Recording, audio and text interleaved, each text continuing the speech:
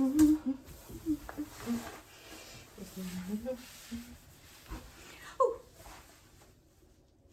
you're the one. You're the one that can see us. Well, hello, love. I'm happy to meet you. You can call me Cookie. Everyone does. We didn't have the most imaginative nicknames. I'm the cook, so everyone called me Cookie. Truth be told, I rather liked it. So, oh, I love to hang out in this kitchen. Now, in my day, this kitchen was 3 times the size. Whoever thought of making a kitchen smaller? But I have seen a great deal of improvements, I'll tell you that much. Oh, I like to hang out in here, and truth be told, the lady of the house, I quite like her. She does her own cooking, and when she has to have people in to help, she's kind, you know? She's not opposed to rolling up her sleeves and helping. Now, she doesn't keep her kitchen in the order I would keep it in. Tell you that for nothing. Well, I like everything in its place. I like to know where everything is. I always know how much of everything there was. She's not like that. No. Now, look at today. Look at. She's got things laid out. She's got her potatoes ready to go for later. Who does that on the counter? And there's lemons over there. Oh, I bet you anything she's making lemon garlic potatoes again. Her husband likes the Greek potatoes. He thinks she's an amazing cook, and she quite is, thanks to me. I help out now and again. One of my powers, I've been here so long, doll, that one of my powers is I can work with electronics. So occasionally I might turn the oven up, I might turn the oven down, I might add some seasonings, I might whisper in her ear to remind her about something. It's been known to happen. Now, she's a good little student, I'll tell you that much too. She's constantly looking at that, what do you call that? The 2BU? No, not the 2BU. No, what is it?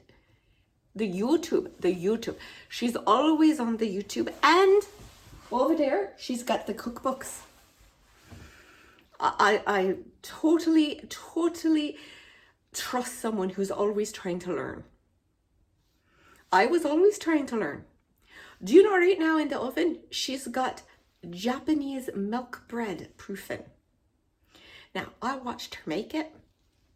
It's not how I've ever made bread, but I'll tell you now, I'd do it. It looks so easy. And that machine over there, I wouldn't have these crippled fingers if I'd had that machine. I watched her knead that bread in the machine. I'd have spent 15 minutes rolling and tugging and I wouldn't have these nails, I'll tell you that and all. No, it was a fancy night, wasn't it? I had my nails done, I was going on a date. First in quite some time. And the young ones had talked me into getting myself all done up and tarted up, as they say. I was having my nails done, have a wee bit of that lipstick on. And I wouldn't allow any of that in my kitchen. Oh no, my people had rules and they followed them. Everyone's hair was back. I didn't want to see any hair in my... Not to mention I'd be sacked immediately, but the thought of someone finding a hair in my food, it doesn't bear thinking about. And everyone, if you wanted to wear those earrings, because the girls were just starting to get their ears pierced, you had to have them under the hat. I didn't want any jewels showing up in my food. And no long sleeves either. Nope. I didn't want sleeves going in the food. But the girls did talk me into doing my nails. I had already finished for the night. I really wish I had taken off my uniform though. Really wish. No, darling, it wasn't a terrible, terrible death. It wasn't like some of the others. Or poor Colette. On her wedding day, no less. Oh. Saints be praised. No, mine was, it was a car accident right in the driveway. My date picked me up in one of those new fancy vehicles. Yep. But back in those days, we had no safety precautions. Anyways, he hit a hole in the ground and the car flipped and I went out. So I never even made it off the grounds, which is why I can be here. Oh, I do love coming back. I'll have you know I went straight to heaven, thank you very much. But I love to visit here. Some of my happiest times were here. I started as a scullery maid, scrubbing pots. I wouldn't trust any chef who didn't know how to scrub a pot. There was none of this yes chef, no chef stuff for me. They could all call me Cookie, but my word was law. In my kitchen, my word was law. And everything had better be spotless. Now I understand. Oh, two of my girls, Daisy and Maisie, they were twins. Their mother was not imaginative. But two of them decided to make a birthday cake. The state of my kitchen. They didn't know how to work a sifter. So the flour went everywhere. Do you know they had it upside down? There was flour everywhere. Sugar all over the floor to let the ants come in, of course. Egg yolks, oh, and dried. They let them dry on the wooden countertop. I was scraping it with a knife, so I was. What? No, I didn't sack them. They were making the cake for me. When somebody goes to that much effort to try to make you a birthday cake, I'm not exactly gonna sit there and say anything. Doll, do me a favor. Can you take out a head of garlic out of that? It's marked garlic. No, I'll show you. It's right here. Yeah. That's it. Okay, just pass it. That's it. Okay, now just put it over there. I can move it. There. She's always forgetting to put the garlic in those potatoes. That's what makes them so good. Oh, they're Greek style. So it's, so you cut them up, you skin them and you cut them. And oh Lord, I cannot be in the kitchen when that woman skins potatoes. Half the potatoes go in the garbage with the skin. The waste of it is just appalling. But that's this new generation. We didn't waste anything. Certainly, if we're making roasted potatoes, they didn't get skinned. You ate the skin. But she skins them. And I will say this first, she's good to hand at cutting them. They're all pretty even. And she puts the garlic and the olive oil. And then she puts a good amount of lemon juice. She used to just put half a lemon and I used to go, more. I'd go right up to her ear. More. She'd go, do I think I need more? And she'd put it in. Pretty soon she had the right amount of lemon in there. You need the lemon. And then we'd add in the garlic, minced, of course. But then she got that newfangled thing. What's it called? Aye, that's it. That's it, a rasp. And she grates her garlic that way. I quite like it, personally. Saves me cutting.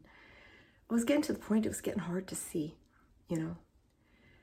I was worried about my eyesight there at the end, but turns out didn't have to worry. Oh, and then she adds a ton of olive oil. More olive oil than I would use, I'll tell you that and all. I preferred beef suet. That worked very well. Or lard. But she does use the olive oil. Apparently it's much healthier. And a goodly amount of it too. And a wee bit of water. The water helps to steam the potatoes. And then she puts the tatties into the oven at 375. Now, we just called it a hot oven. We didn't have temperatures. I could kind of put my hand over it and just, hot enough. Too hot. Cool it down. You know, that kind of thing. But she puts it in, I know, because I watch it on that thing. It tells you exactly everything you do. So she puts them in for 375 for about, I don't know, 40 minutes or so. And then she gives it a good stir. And then adds a little bit more olive oil and a little bit more salt. Oh, and I almost forgot, hon, can you grab this for me? Oh, I can lift it. It's just, well, there's nobody around, is there? Okay. People tend to get weird when they see it floating through the air. But the oregano, you need a ton of oregano. These are Greek potatoes. You have to have the oregano. Oh yeah, and then you let them cook for another 20 minutes, uncovered the whole time. Then you get those nice crispy bits. Everybody loves the crispy bits. Oh, I miss tasting food. I like smelling it now, but I miss the taste of food. Sure, in heaven we taste, but of course, but not down here. And there's a few things she makes I wouldn't want to taste. Although it is interesting to see the way the world has become open to everybody, you know? People are cooking Japanese milk bread. We've got Greek potatoes. But thankfully, tonight she's making good old roasted chicken breasts with the skin and the bones. I don't cotton to this no skin, no bones. I know what you're going to say. It's healthier. But in our day, we could do that. We worked our fingers to the bone, and the men were out in the fields, and we were in the fields. And I'm telling you now, you lift in these pots. I didn't know from one day to another if I was cooking for one person or 20 people. I did like it, though, when they all decided to go out and I'd already cooked the dinner. Because then my staff ate well. My staff always ate well, I'll tell you that for nothing. Yeah. Oh, I've seen everything. Now, don't you start either. I've heard all of them going to... No. Everybody wants to know what Cookie knows. Cookie has the gossip. Cookie, I talked to the boys that delivered. I talked to the housekeepers. I talked to the butler. I knew everything that was going on in this house. What? Oh, Nanny and I could share stories. We knew everything. But she had to deal with that monster. I didn't cotton to him at all. He's allergic to pepper. I always put extra pepper in his food. And then I'd lie like the devil. Oh, I didn't know such things, huh? He was an evil man, he was. No. Well, yeah, they are all dead, but I don't like to speak ill of the dead. Okay, I will tell you a bit, just a bit of wee gossip. Now, this house, this castle, it threw the most lavish parties, and I should know because I was the cook. And we would have hors d'oeuvres, and everything for a while was en croûte, pastry. I'm like, it's wrapped in pastry, stop saying en croûte. But everything had to be for a time. And then came the nouvelle cuisines. Oh, Lord, help me. It wasn't enough to feed an animal, okay? Never mind a person. But I knew who liked their drink. I knew who didn't. And I knew what made people sick. We didn't have those things. I've heard about them now. I've heard the missus talking. You know, so-and-so has an allergy. So-and-so is gluten intolerant. So-and-so is lactose intolerant. We didn't have that in my day, but I knew the young lady of the house, sweetest girl you'd ever meet. I knew that if she got anywhere near wheat, her poor stomach, and then her mom would be on her. Oh, your stomach's gotten so big. Yeah, and tomorrow it won't be. You know, it's the food. So for her, I used to just make her light foods. I'd make her rice and beans and things that she liked. Meat and veg. I told her that. Honey, just stick to the meat and veg. You'll be fine. Avoid the breads. I wish I knew how to make rice bread and things like that back then, but I didn't. Flour was a staple in our kitchen. We used it for everything. And milk, lactose intolerance. Oh, the dowager. She wouldn't admit the older she got, the less she could tolerate. And she wasn't pleasant to be around when it happened. Just saying, she was a lady to the end, but you did not want to be there. Just saying. Oh, yes. No, we had just discovered coconut milk from the boys coming back from the war. And I have to tell you, I quite liked it. And they could afford it. So I didn't say anything, said no about no. But I'm like, I'll add this. So I started putting that in the dowager's food. And it doesn't have a huge coconut taste, you know. So it ended up working out rather well. Or I'd substitute broth for hers. Her mashed potatoes, I always put in some chicken broth. And it helped her stomach, it did. And she knew. She said, Cookie, I don't know what you're doing, but I've never felt better. And she called me a treasure. A treasure. There she is, the dowager of this entire manor, and she called me a treasure. No, I ran my kitchen quite well. What time? Oh. Any funny business around here? Yes. Now, many and many a time, I would be asked to cook for a wedding in this castle. And I'd tell them, you don't want a wedding in this castle. They're cursed. First of all, they'll never happen. And second of all, somebody's going to die. Oh, they told me I was uneducated and superstitious. The first time. The second time, they looked at me funny. We didn't have any more weddings after that. Well, the story is, what we've been told, is that many, many, many years ago, here, there's dust there, honey. Let me just get that off you. A witch, well, actually, she wasn't a witch. I don't even know that she was, but the townspeople decided she was a witch. And she was here for a wedding. And they just had a string of bad luck. That's all. The skies opened up and it was thunder and lightning. Things were breaking. Power went out. The lights, the gas lights went out. Everything was happening. And they said it had to be cursed by a witch. And they called me uneducated. Well, I wasn't from then, I'll tell you, I'm not that old. So, they burned her. Right out there. Right out that window. At that tree that never grows, but they can't cut down. They've tried a few times. Broke a chainsaw right in half trying to take that tree down. They even tried to burn it. They won't try that again. That fire spread so fast. We lost the whole front of the house that year. But she cursed the castle then. And the story goes, the only way to uncurse it is to have someone of her blood uncurse it. Good luck with that. Oh, I know. I know. Are you putting that in the book? Oh, then you have to talk to Colette. That poor child. Oh. That was a wedding I would have liked to have seen happen. But it was far before my time. She came over from France. Oh, she's got the sweetest little French accent. But you'll meet her soon enough, I'm sure. You are going to meet with her, aren't you? Oh, thank God. Yes. You want to interview everyone? Awesome. That's a great, grand thing. Oh, but you're not going to interview Felix. Oh, thank goodness. You are? Oh, well, be prepared. He's a bit of a perv. We all know that. I mean, he's nice enough sometimes. I think he's got a heart. But he's a bit pervy. He's always in the bedrooms. We all agreed the bedrooms were off limits when this became a hotel type thing. People need the privacy.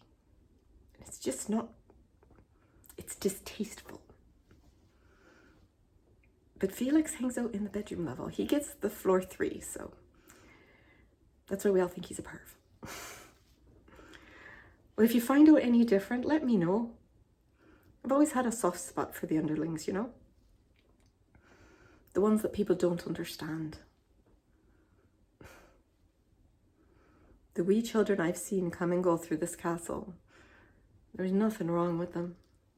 They just didn't fit the mold that they were designed for.